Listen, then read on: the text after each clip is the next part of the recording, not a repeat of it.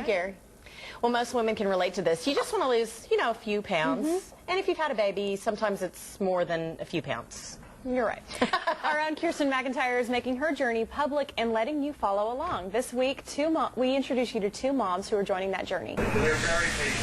For new mom Holly Carroll, baby Maggie may be the love of her life, but the extra weight that came along with her pregnancy is not. You get the baby weight and you think magically it's going to disappear after she's born, you're going to lose all your weight. And it doesn't happen like that. Since Maggie was born, Holly has been trying to eat healthy and walk when she's not doing other baby things. But like many new moms discover, it's not easy to lose weight. I want to get back to my pre-pregnancy weight, and if I could lose a little bit more, that would be terrific. Heidi Cleveland is also a new mom.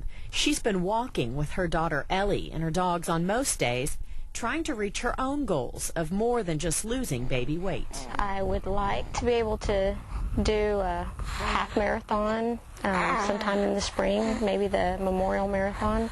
So this should kind of get me started on the right track for that. And to get on the right track, both Holly and Heidi are turning to personal trainer Elizabeth Mullins. Keep going, you got it. And taking our challenge to lose weight and get into shape. I think most people, they go to the doctor or they step on that scale for that last time and they realize, I can't button those pants anymore. I need to do something about it, and they need some help because they don't know where to start. To start these new moms, Elizabeth weighs them and takes their measurements and relax, along with other fitness tests. So you're pretty new to this. Well, this is great. We're establishing your baselines right now. It's very important not to compare yourself. Be realistic in where your fitness level is and work your way up from there. And if you don't know what that is, then this is a good place to start. What I'd like for you to do is to write down everything that you eat. Okay. From as small as the little jelly beans that we've got in our little candy jars. You got a slot here for breakfast, lunch, dinner, and then snacks. We're going to see what you can do. And like all her clients, Elizabeth is having Holly and Heidi keep track of everything they eat, along with trying to exercise at least 30 minutes 3 times a week. Good. Both women say this challenge provides some extra motivation. I thought this would be a great accountability for me to get back into shape. Doing the nutrition log and knowing somebody's going to see it and it's not just my husband standing there looking at the scale on Sundays definitely makes you think a little bit before you eat that, extra thing, or don't get up and exercise that morning.